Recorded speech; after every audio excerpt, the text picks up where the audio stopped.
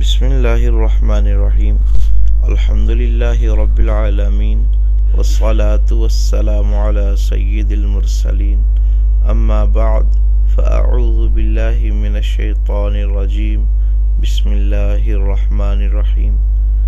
درود شریف کی فضیلت فرمان مصطفیٰ صلی اللہ تعالی علیہ وسلم ہے، جس نے کتاب میں مجھ پر درود پاک لکھا تو جب تک میرا نام اس میں رہے گا فرشتے اس کے لیے استغفار یعنی بخشش کی دعا کرتے رہیں گے۔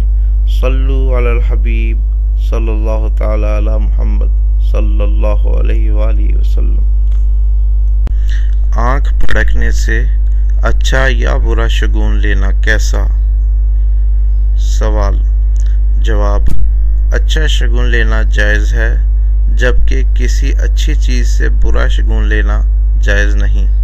مثلا الٹی آنکھ پھڑکنے سے یہ شگون لینا کہ کوئی مصیبت وغیرہ آنے والی ہے، یہ ناجائز ہے۔ گندم کی نعمت کا حصول اور استعمال۔ سوال: گندم اللہ پاک کی عظیم نعمت ہے، لیکن اس سے پکنے والی روٹی کو بڑی بے دردی سے ضائع کر دیا جاتا ہے، حالانکہ دنیا بھر میں 80 کروڑ سے زائد لوگ روزانہ بھوکے سوتے ہیں۔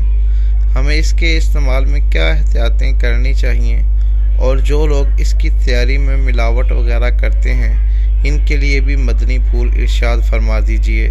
نیز اس کی تیاری میں کیا اچھی نیتیں کی جا سکتی ہیں؟ جواب: گیہوں واقعی ضروریات زندگی کا اہم حصہ ہے، اور کوئی بھی انسان گیہوں کے استعمال سے غالباً محروم نہیں ہوگا۔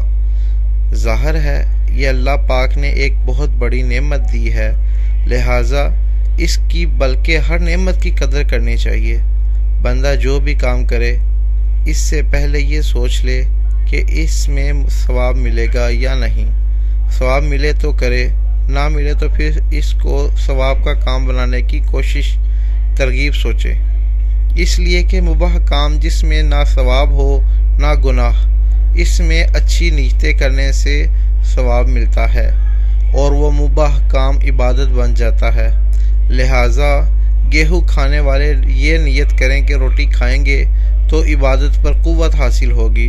یوں کھانے سے پہلے عبادت پر قوت حاصل کرنے کی نیت کی جا سکتی ہے۔